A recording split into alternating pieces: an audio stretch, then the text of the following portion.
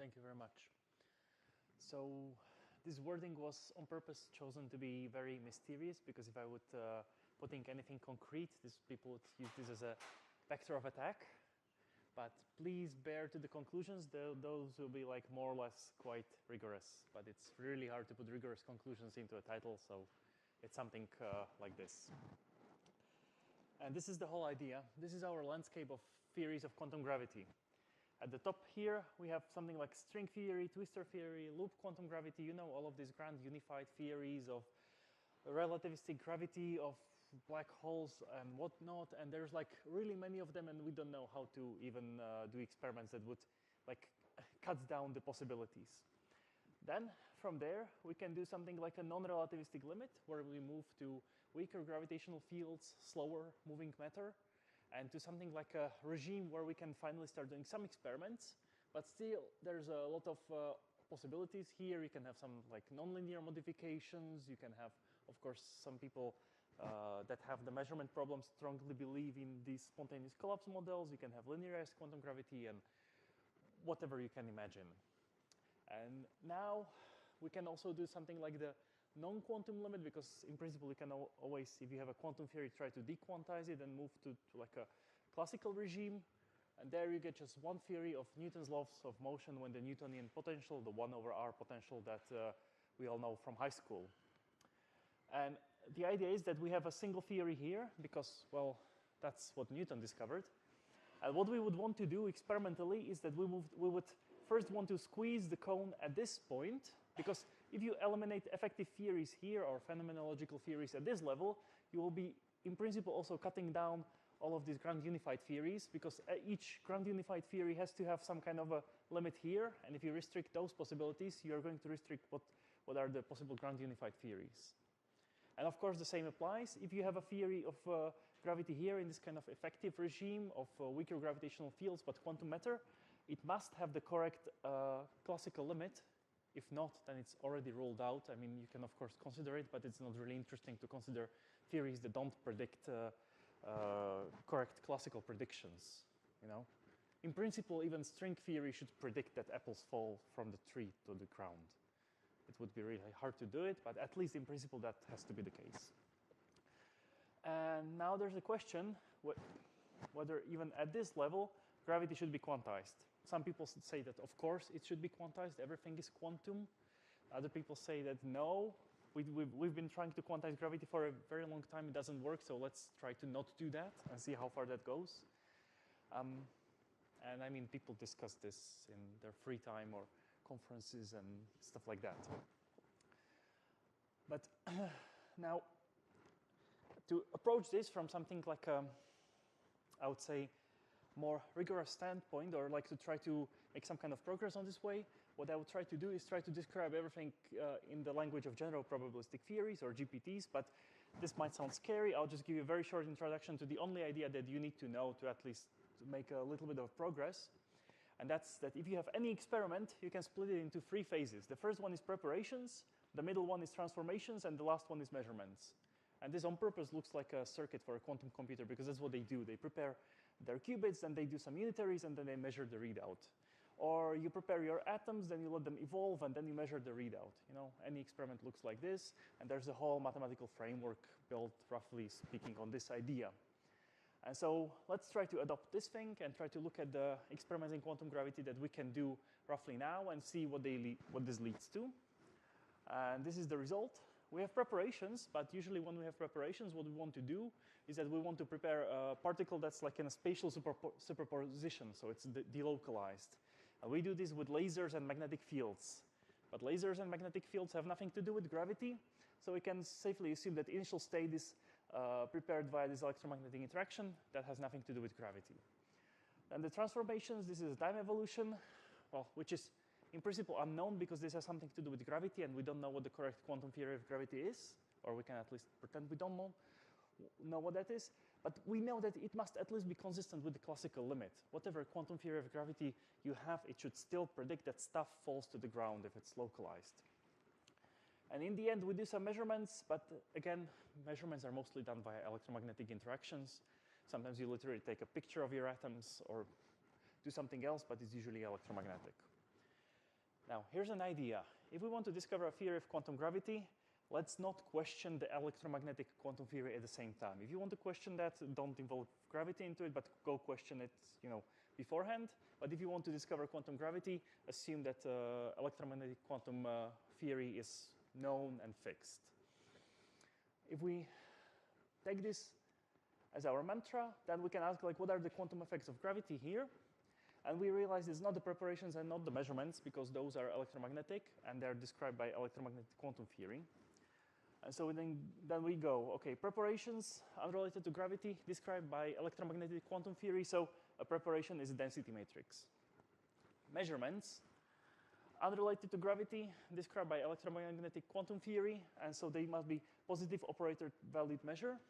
And what this will actually mean is that the final state of the experiment should also be density matrix, because if it were not a density matrix and if the final state would have negative eigenvalues, then you can observe negative probabilities with the corresponding P of Vm, and we don't know what this means.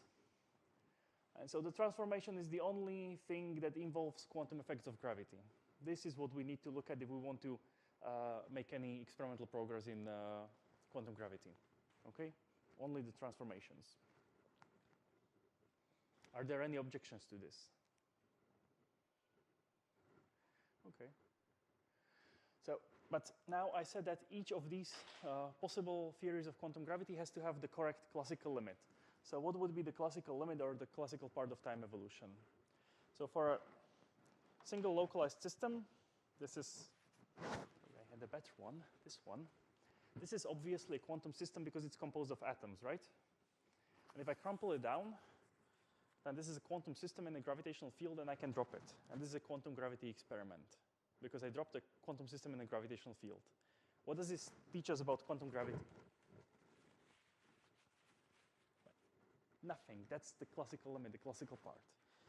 What we can then do is that we can split this quantum system to be in two places at once, so spatial delocalization or superposition of here and there. Of course, it's superposition of Gaussians, but those are more or less well localized. And you can still drop them, or you can drop them like this, and you can still observe some effects. But obviously, some of these effects would correspond to the same term as when you just drop everything when it's localized. And we need to identify that one term that corresponds to dropping everything localized. And that one term must appear in any theory of quantum gravity that predicts that stuff falls to the ground. And we need to measure something that's beyond that one term, because that one term is not interesting. We know that it's there because we observe stuff falling to the ground all the time. I mean, especially if you have children. Okay, so how do we do that?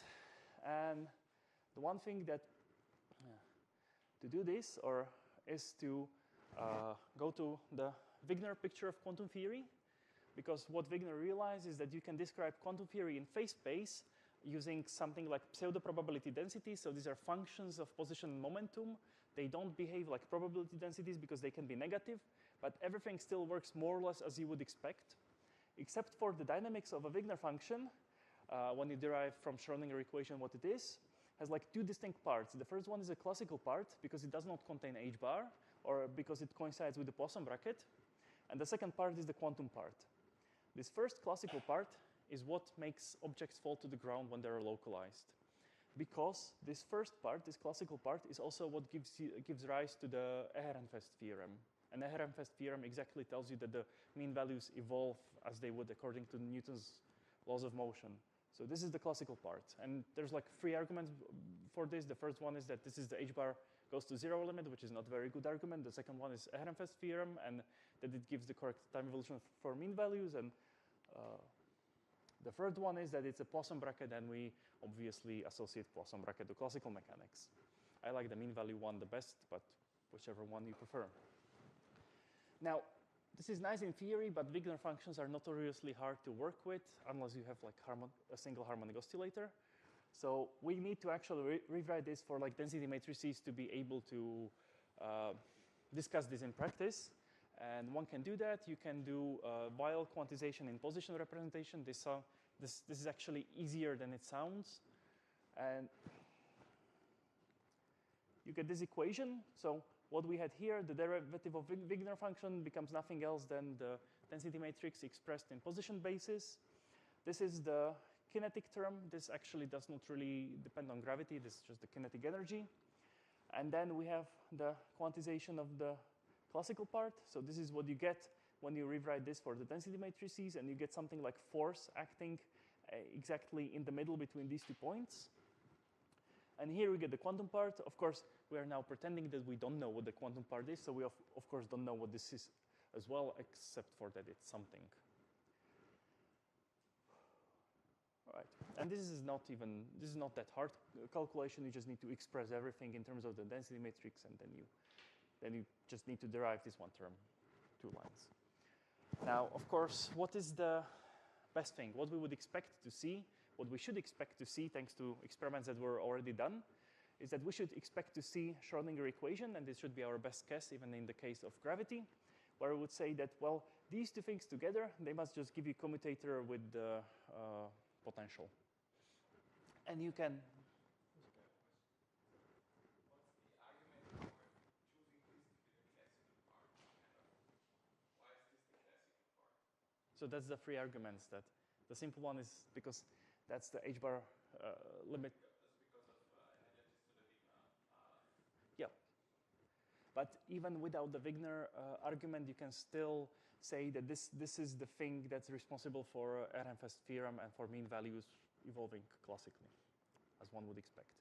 But this is way easier to see in the Wigner picture. Drop the quantum part and make it equal to 0. Then you just take a Wigner function and make it equal to the classical part. You now see that you don't want to in general. No. You won't? Yeah. So if you just drop this part, then you can find cases where this leads to like negative eigenvalues in your destiny. Yes. Then this means that quantum part must be there, right? Yes. But you don't have to do an experiment, right? I mean, you assume that quantum mechanics. I mean, you assume that a picture like this holds, right? I mean, of course, right? I mean, you don't have 0 quantum part. No. The quantum part must be there. The question is what it is. Yeah. Okay. Like that's yes, but you're completely right. The 0 cannot be here because that would not be consistent theory of quantum gravity. There must be something. The question is what is that something? We want exactly to measure that something. So just the left term doesn't work. You get negative eigenvalues. Yes, but you need like 3-arm interferometers. But I mean that's not surprising because this part was just derived to have something to be like the classical limit. It's not surprising, or it would actually be surprising if the classical limit would correctly work for quantum systems in some sense, because it's invertible. It leads to like invertible transformations and. Okay, so we know that something is here. We don't know what it is, but this is our best guess, or whatever you would get these terms from this thing, and you could derive them in principle exactly if you would want to. But now there's a problem in doing the experiment.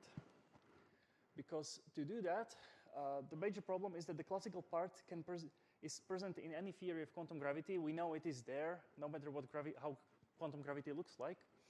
And it can be the leading term in computing the experimental predictions. It is the leading term in this experiment.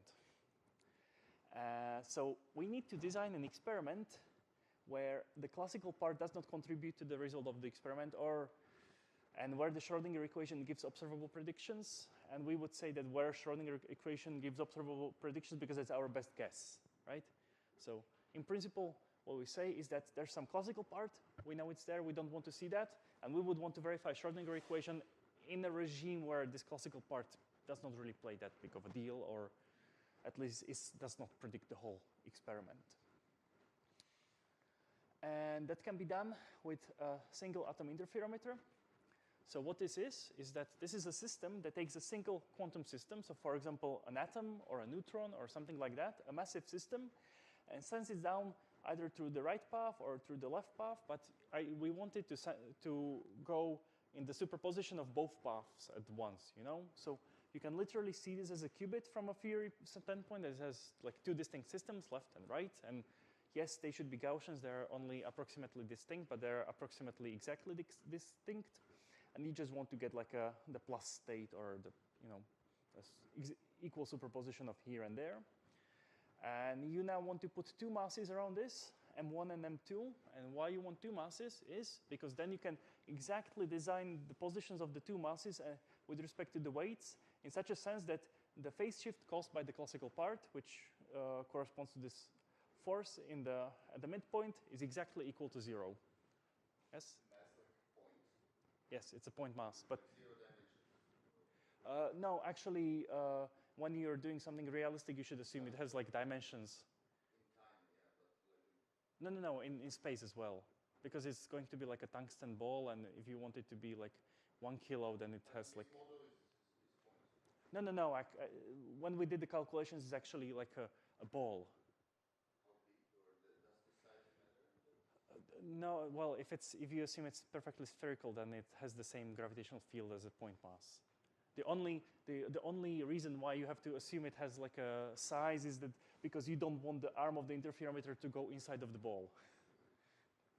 So you must assume that the distance between this mass and this arm of the interferometer is considerably bigger than the radius of the tungsten ball itself. But it's okay. This is like 3 millimeters, and it works out. Yep. So one can do and take this as a sketch proposal that one can in principle do this, because here this delta x, this arm separation is 10 centimeters. The separation here is between the left arm and this center of mass of the left mass is 3 millimeters, and this one is then computed such that this works out. And so you get 0 phase shift coming from the classical part, and you get phase shift due to Schrödinger equation, which is something like nicely observable range. Of course, this is just a mock experiment showing that, roughly speaking, current parameters can observe this. One of the important things in this is that you must have the arm separation, so the distance between this arm and this arm, to be roughly on the same order of magnitude as the distances, from center of mass to the left and right masses. Because if the distances to the left and right masses would be significantly bigger than your arm separation, then the classical term would be like significantly leading term. So we would not. So this thing would not be the case. It would, or if it would not contribute, also the Schrödinger equation would not contribute. So you need large quantum states in this kind of, with respect to the position of these masses. And ideally, or what we would want is that this experiment should exactly measure what is the quantum part of the time evolution. But roughly speaking, from like a zoom-out perspective, there's two possible results of the experiment. It either observes deviations from the Schrödinger equation and somehow rules out Schrödinger equation, which I would not be strongly in favor of expecting, or it verifies the Schrödinger equation. So now we can actually ask, like, what happens in these two cases? In the first case, congratulations, the experiment has discovered new physics, and I have no idea what happens beyond that. Because then we need to build a new model that actually correctly predicts the outcome of the experiment, and then we can do something more. In the second case, which we should expect, we can now do some math to see what more we can predict by verifying this thing. And that's the second part of the talk. But before that, I should somehow relate this to the Aharonov-Bohm effect, since that was relatively recently observed. And Aharonov-Bohm effect is roughly, or at least this is something like my take on how to see this, is that you can have absolute quantities and relative quantities. Absolute quantities are the ones where 0 has a physical meaning. So for example, force, because you know what it means for no force to act on me because I'm not moving. But like 0 energy and 10 joules is the same thing as long as it's, consistently offset through the whole universe. And now my definition of Aharonov-Bohm effect would be that it's a dynamical effect that can be explained using only relative quantities and not absolute quantities. So it's a dynamical effect. It's an effect that happens during time evolution where you cannot use forces anymore, but you have to use the energy.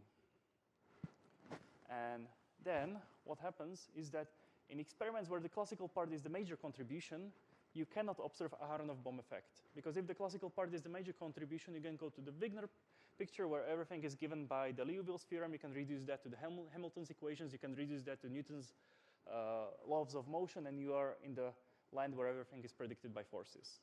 On the other hand, if you observe Aharonov-Bohm effect, then this is only possible if the quantum part is observable in your experiment and gives you qualitative but not quantitative proof that the quantum part is there. But I mean, we know this by consistency. Still, it's very interesting to even probe that regime and show that we can do that. But okay, so what can we now say about experiments with two delocalized systems? So two interacting matter wave interferometers. And this is the picture.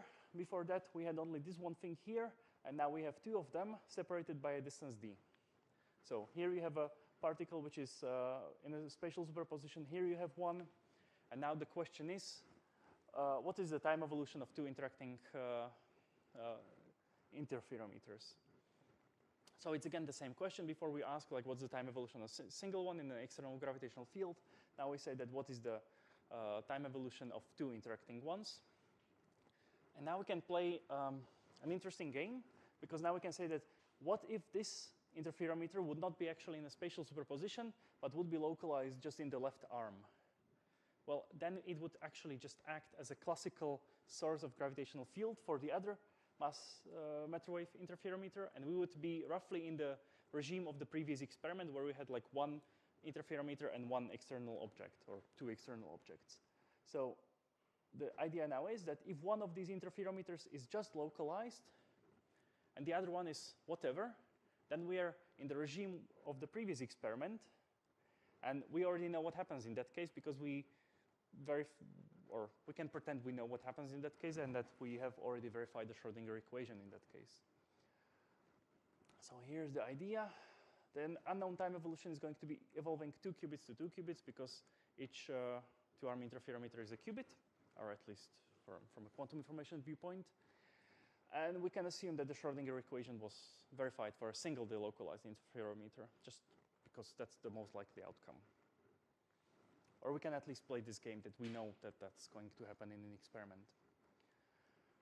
But that just means that if you have one of those interferometers localized, here y and x are this kind of formal eigenstates of position, so left and right, and the other interferometers in an arbitrary state, then the time evolution is given by the Schrödinger equation and by the corresponding unitary action. So we can now assume this, or we can assume that. We can assume one more thing, and that the time evolution is going to be completely positive linear map, or at least positive linear map. So what we can now do is a little bit of math. It's not really scary. I actually did this in a train. So have you heard about the Deutschlandticket? There's a wonderful thing in Germany where you pay 56 euros per month, and you can take arbitrary public transit and also arbitrary regional trains. So, for example, say you live in Hanover and you need to go to Berlin, you can take like an ICE, which takes like 1 hour and costs like 30 euros. Or if you already have the Deutschlandticket, you can take like 3 different regional trains. It takes 4 hours, but it's for free. And you can sit in a train and do math. What? Are you doing a Sabine Hosenfelder here? What do you mean? Sabine Hosenfelder, the YouTuber, who speaks you science and then in the last 5 minutes about promotions of merchandising. What are you doing? No, this is a story of how I did this calculation. Okay. Sabine Hosenfelder, man, No, everybody knows her. What? I'm embarrassed, man. I'm going to send you like 7,000 YouTube videos. No. It just doesn't connect to like how does this connect to her channel, but I do know her. I just did not connect how this. I did not see the connection. I don't think she's really telling stories about German trains. At the end of every video, she makes promotion of a different product. But isn't that at the? It seems that you were doing exactly that, right? I mean, you were telling us about wonderfully in the German train system, right? And because with this promo code, you could get 20% discount. No, I'm just telling you how you can pay 56 euros a month and then you can spend 4 hours in the train and then the train is anyways late. I mean, but it was late just 30 minutes, so that's really achievement for Deutsche Bahn, so I guess it is a promotion after all. Anyways, the idea now is that what we can do is that we can take this unknown time evolution and we can express it through its Choi matrix, and Choi matrix is just a quantum information way of encoding an unknown channel that takes a density matrix and outputs a density matrix.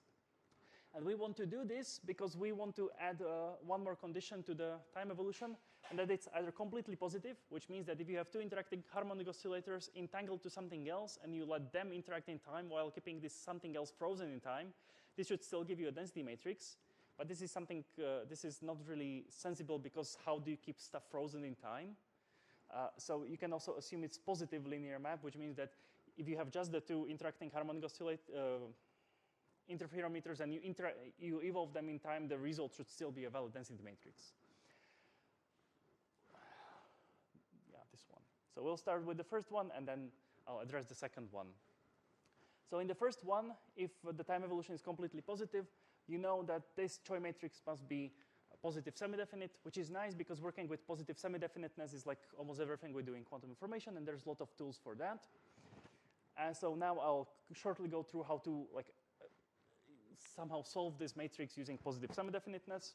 So the first thing to observe is that you have here this submatrix coming from the corners, which looks like this. And if the whole thing is positive semi-definite, this must be positive semi-definite.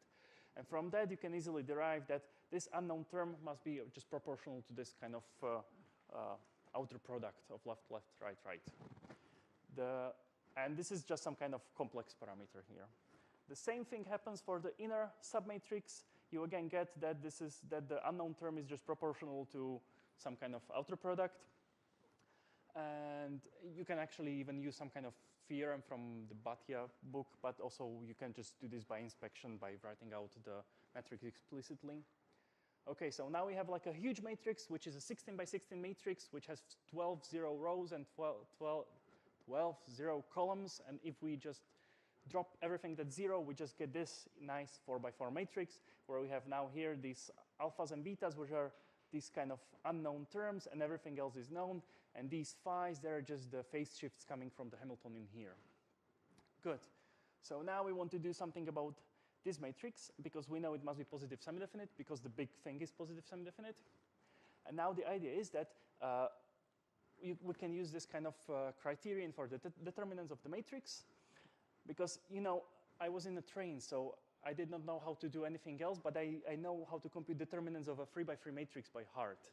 That's easy, and if you look at this submatrix, if the whole thing is positive semi-definite, then the submatrix is positive semi-definite, hence the determinant is positive number. And what I was expecting is that once you compute this determinant, this will give you like a parabola in beta, and this will give you some kind of region where the parabola peaks along the, into the positive numbers, and this will give me some kind of range for beta. But what happens is that if you actually write this down, you get that 0 is less than this bracket and its complex conjugate. So 0 is bigger or equal to z times z bar. So 0 is bigger than the magnitude of this complex number, so this complex number is equal to 0. So we get that beta is equal to exactly that phase shift, but that's exactly the phase shift that we would get from this unitary action from the Schrödinger equation.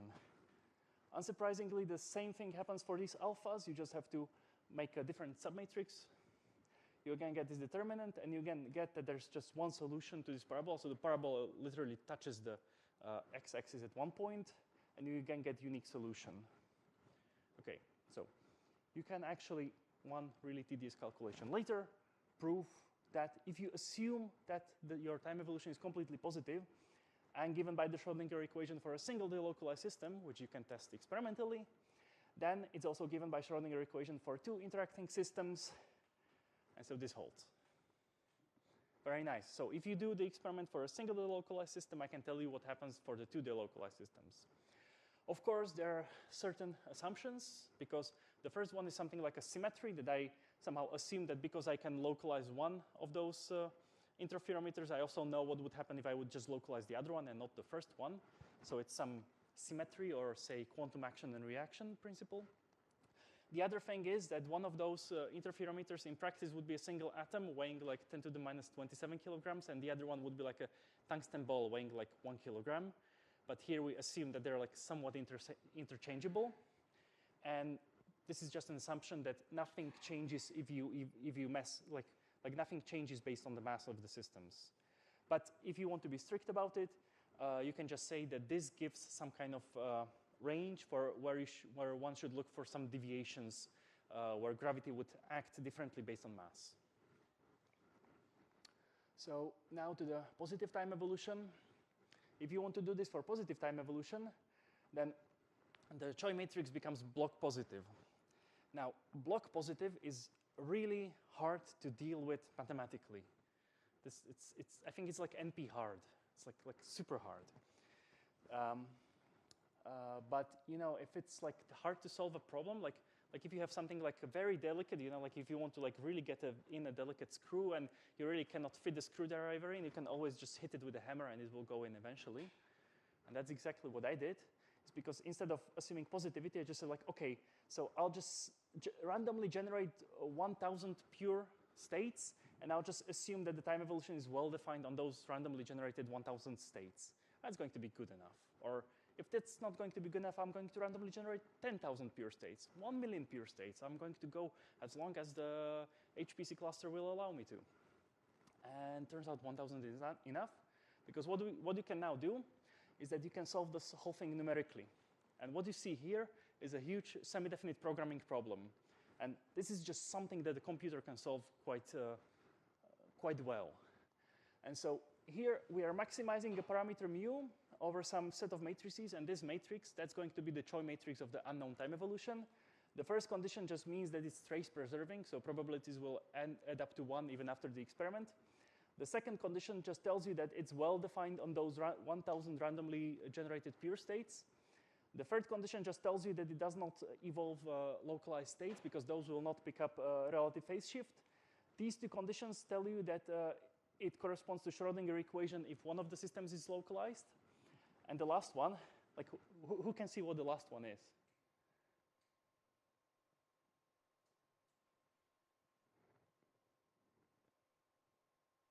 So what I'm doing here is that I'm putting in the initial state for the gravity-mediated entanglement experiment, which is just this experiment is this interferometer is 50-50 there and there, and this one is 50-50 there and there, which I denote plus as plus states in you know, as usual in quantum information.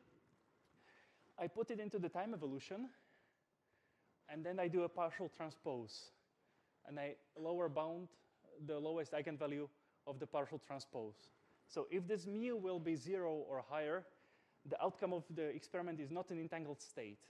If the biggest possible mu will be below 0, it must always be entangled because of PPT criterion on 2 qubits.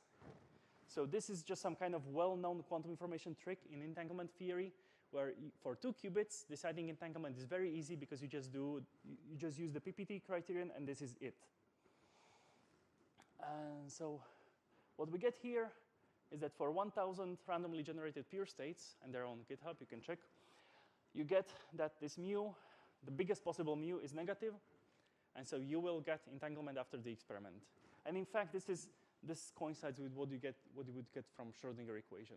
Like it's the same amount of entanglement as measured by the negative eigenvalue of the partial transpose. Okay. So here are the results of this calculation. If you assume that your time evolution is well-defined physical map, and Schrödinger equation was verified for one delocalized system, then it will create gravity-mediated entanglement. So the whole point of this is to just say that you just need to verify Schrödinger equation for one delocalized system, and then under reasonable assumptions of symmetry of the interaction, you can conclude that gravity-mediated entanglement will most likely exist. So these experiments verifying the Schrödinger equation, they give us indirect proof of existence of gravity-mediated entanglement. Some would say quantumness of gravity, but then this is hotly discussed topic, hence I called it the quantum essence of gravity. Now, of course, if verifying Schrödinger equation implies gravity-mediated entanglement, the immediate question would be like, is the converse also true, you know? Like, if you observe gravity-mediated entanglement, did you verify the Schrödinger equation? And the answer is like, no. Because what you can do is that if you measure entanglement now as a purity of the marginal, you can find some kind of classical model that just gives you the time evolution corresponding to exactly this classical part, where you get exactly the same predictions. So this red line is just the classical part with some expansion of the potential. And the blue thing is predictions from the Schrödinger equation. This is the purity of marginal, which tells you about how much the state is entangled. And you can get the same predictions at, roughly speaking, the times when this experiment would be done. So it's not really interchangeable, and you should, and I would say we should more look at the verifying Schrödinger equation for a single delocalized system than just shooting for the gravity-mediated entanglement, because that will tell us slightly more information. Of course, in the end, both experiments should happen. And with that, I can finally arrive to the conclusions, is that the indirect proof of the gravity-mediated entanglement is on the horizon, and we can do it by verifying the Schrödinger equation. Thanks. Yeah,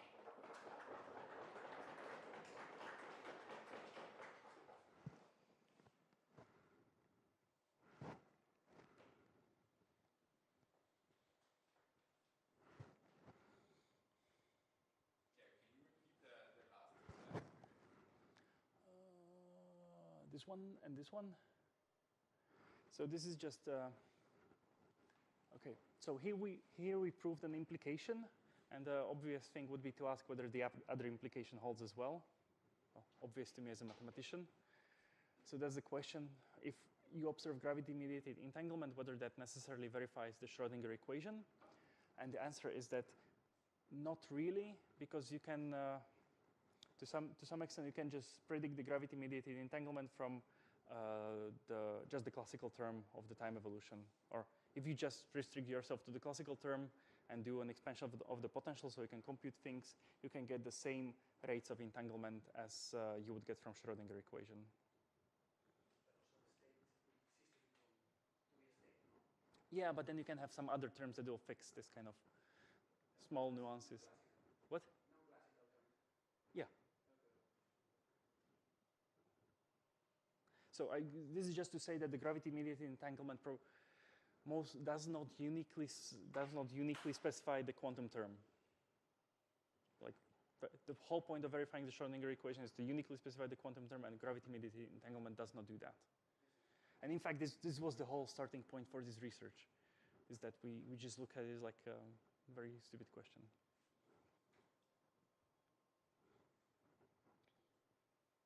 And that is because you don't need the, basically you don't test the higher orders necessarily, is that right? Yes. But I mean, you need some, I mean, the lowest order is probably not enough because it's just the attraction which is independent of this. No. A very simple argument is that there's this proposal to do gravity-mediated entanglement with interacting harmonic oscillators. And there they exactly do the expansion of the interaction to be like a cross term in position operators of the two oscillators. And that is enough. Yeah. But that's just going to lead to just the classical term. Like if your Hamiltonian is at most quadratic in position and momenta, then the Schrödinger equation gives you exactly the same predictions as the classical term.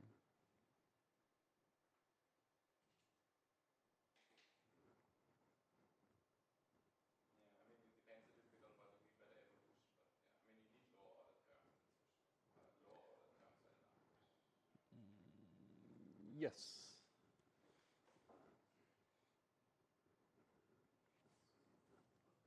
So can I rephrase your response to saying, imagine somebody does this entanglement experiment, and you find that the particles don't get entangled.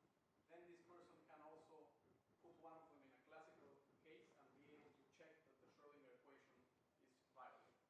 Yes. So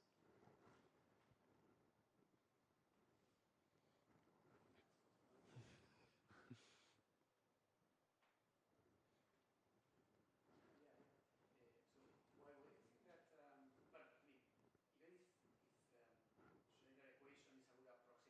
the experiment you want to measure this because we have noise. So how did they not observe the Schrödinger equation?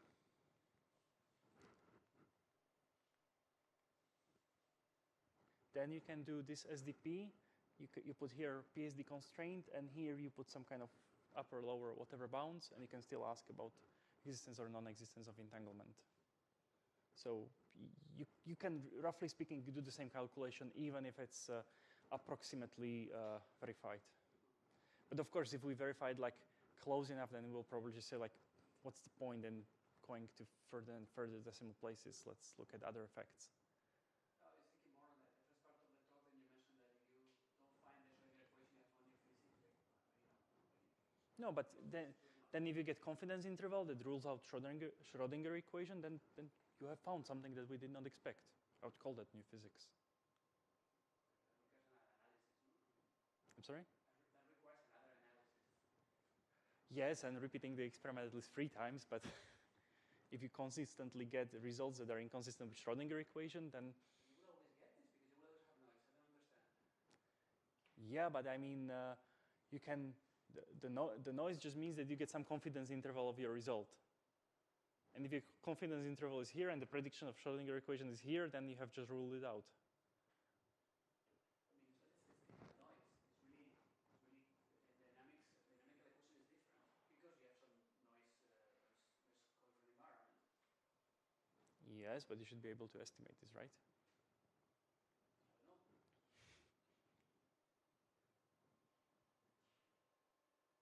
If you can estimate it, I don't think they need anything that you spoke about in the first part.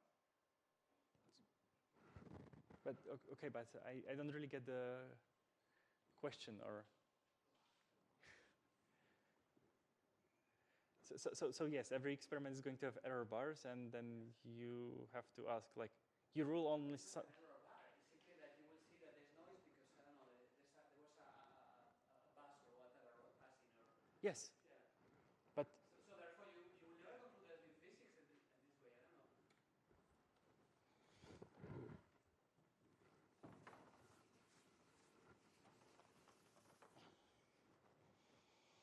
so roughly speaking, what you can say is that the time evolution due to Schrödinger equation is that it's going to evolve this density matrix, which is the plus plus state, to something like this, and here you get some phases, or say omega t and omega t, right? But in general, you can say that I have something like, here I can have some kind of lambda, depending on t, e to the I, say phi depending on t, and there should be my minus here. Something like this, right? Which is like a good, I mean, it's a good guess for what one would expect to happen. So then you can just say, like, okay, now I have some effective range of omegas and lambdas, and this one is going to correspond to Schrödinger equation, and this one equals to here, this thing here. And now I want to start measuring this in various experiments, and if I'm going to always see something around this, then I'll say, like, okay, that's probably Schrödinger equation plus noise.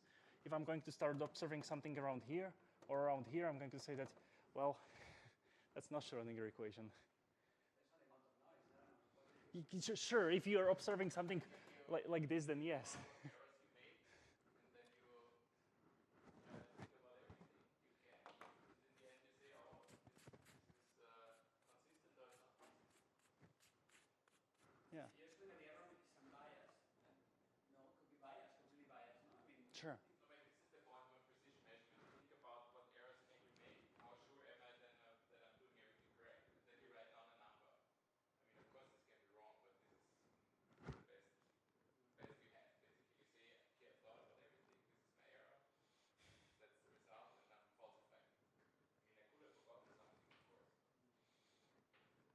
So I've been talking to some experimentalists because of all of these things, and it turns out that what they're doing is actually like super complicated, and they're somehow, they seem to be, or in my understanding, building stuff very gradually, where they try to build something in a regime where they understand it, and they test it, and they like push a little bit further, and in this way they hope that they thought of everything and that their confidence intervals are actually what they're getting, and their statistical analysis and everything. But this is the case in any experiment.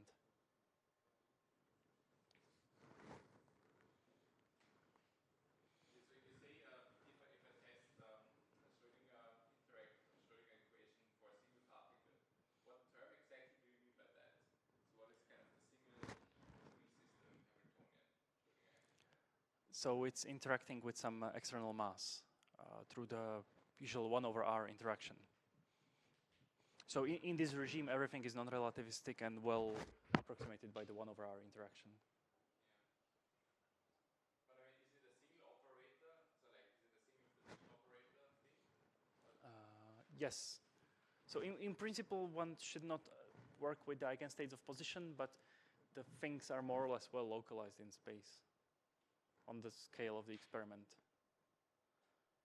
So you can assume that the external mass is described by a single, like a one-dimensional Hilbert space that corresponds to, it's like an eigenspace of position operator somewhere where it is, or the center of mass, and then you have the interferometer that's a qubit, and the interaction Hamiltonian is just 1/the difference of positions, which you can work out for the two combinations. But I mean, don't I assume then the full quantum interaction basically? That's what I'm Well, if you want to get predictions from Schrödinger equation, then yes.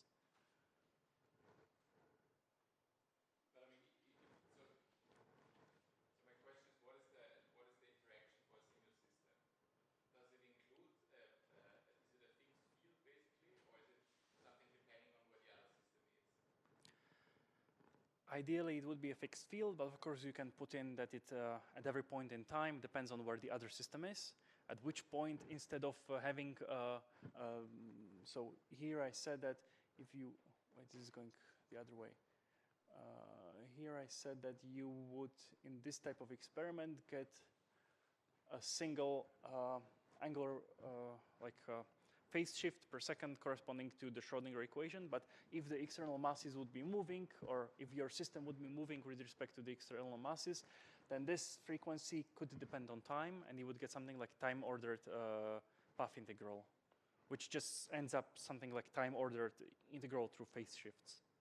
No, I meant later in the entanglement case. It's kind of, what does the interaction for a single system look like? Does it depend on the position of the other system or not? Well, if it's interacting with the other system, then yes. So one thing that I did not specify explicitly is that here everything is linear, and there's no self-interaction of the particles. So this system can only interact with that system.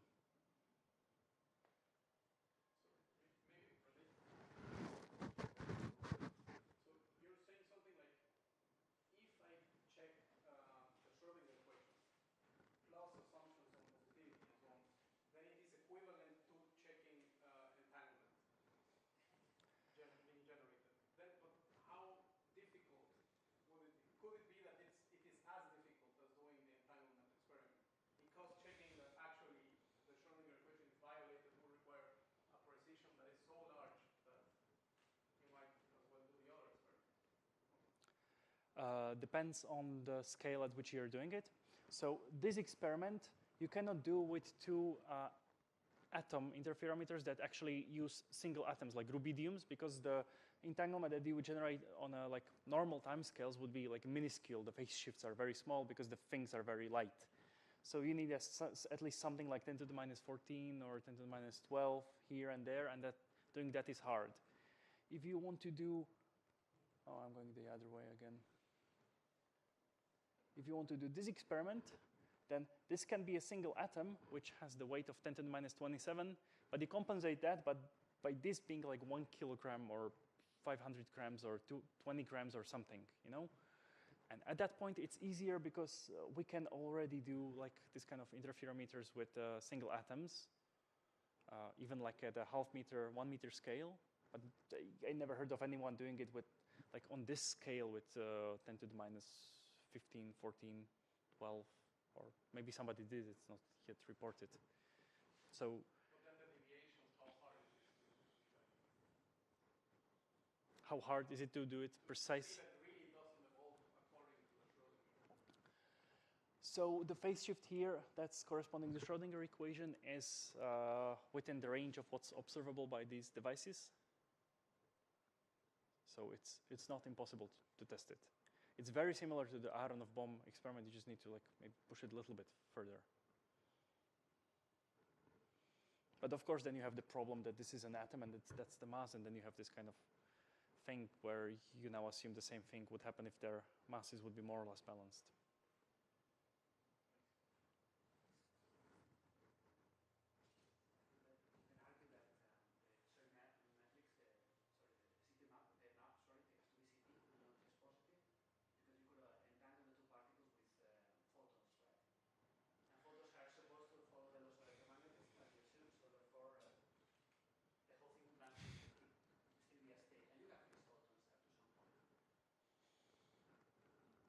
Yes, you could.